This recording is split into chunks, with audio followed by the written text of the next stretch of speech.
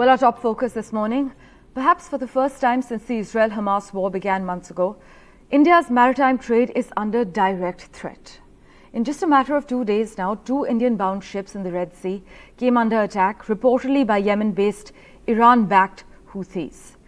Now, day before yesterday, a cargo ship off the Gujarat coast with over 20 Indians on board was actually hit by a drone, reportedly from Iran.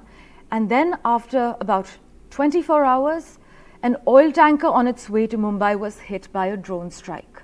An SOS was sent immediately to the United States naval ship that's patrolling the southern Red Sea.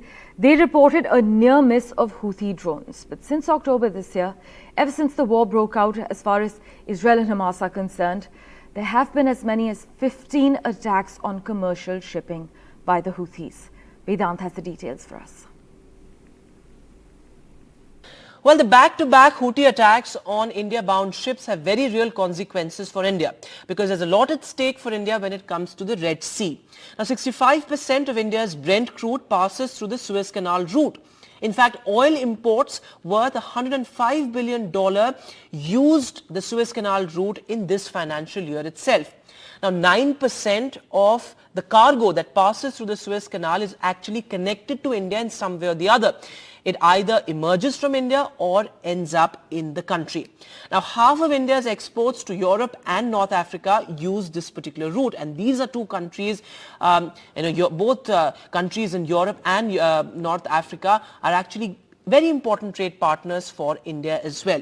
Now, Indian trade goods worth over $100 billion actually pass through Suez Canal annually.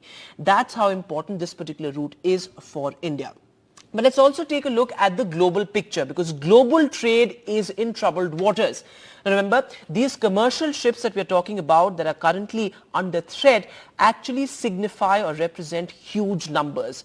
They signify 12% of global trade. They also represent 9% of oil demand, 6% of LNG or liquefied natural gas imports, and 30% of container shipments. In fact, almost 20,000 commercial ships ply through the Red Sea every year.